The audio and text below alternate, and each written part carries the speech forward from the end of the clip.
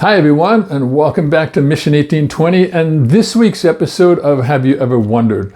We're currently in a series called Books of the Bible, and we've been giving introductions into each book of the Bible in just 5 minutes or less. So without further ado, let's go ahead and get started. This week's introduction is on the Book of Proverbs.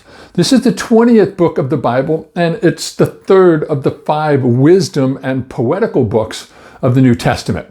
Now, what the book of Psalms is to prayer and devotional life, the book of Proverbs is to everyday living. Now, the book of Proverbs provides God's detailed instructions for his people, for us to deal with the practical affairs of our everyday life.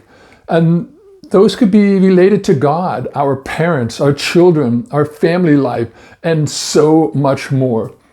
In this book, Solomon, he's the principal contributor of the Proverbs, and he's passing on his practical advice in the form of Proverbs, which are just short, concise sentences that convey moral truth.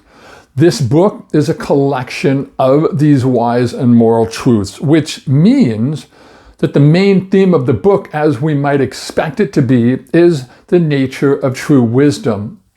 Now, the Hebrew word for proverb is mashal, which means to rule or to govern. Now, this makes a lot of sense because the book of Proverbs provided by Solomon are actually really profound advice for governing our own lives. Also, the Hebrew title of the book is Mashal Shlomo. Now, this means parables of Solomon. So, the book of Proverbs is divided into 6 segments, with the first being the purpose of Proverbs. This is in chapter 1, verses 1 through 7, and this covers the purpose and the theme of the book. The second segment is called Proverbs to Youth. This is found in chapter 1, verse 8 through chapter 9, verse 18. Now, this covers the father's exhortations. The third segment is the Proverbs of Solomon, and this is in chapters 10 through 24, and these are the first collection from Solomon. The fourth segment is the Proverbs of Solomon copied by King Hezekiah's men. This is in chapters 25 through 29. And then the fifth segment is the words of Agur. Now this is found in chapter 30. And then the sixth and final segment is the words of Lemuel. This is found in chapter 31.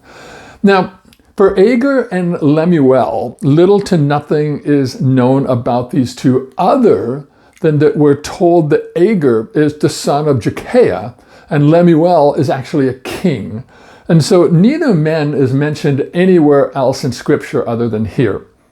So for the timing of the book, Solomon's Proverbs were written before 931 BC, and his Proverbs that are found in chapters 25 through 29 were actually collected by King Hezekiah about 230 years later. So the entire book covers around the time of 950 to about 450 BC.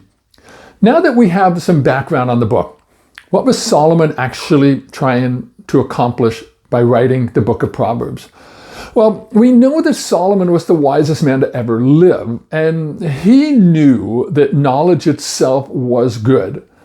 But what he also knew is that there's a vast difference between knowledge, that's having the facts, and wisdom, and that's being able to apply that knowledge. Although the Proverbs contained in the book are not meant to teach us doctrine, we can be sure that if we follow the advice of these Proverbs, we're certainly going to walk closer with God. So let me close by saying this. As you read the Proverbs, understand that knowing God is the key to wisdom. So listen to the thoughts and lessons from Solomon, who's the wisest man to ever live, and apply these moral truths to your own life. So with that, I hope that this introduction sheds a little bit of light into the book of Proverbs. So God bless, and thanks for watching.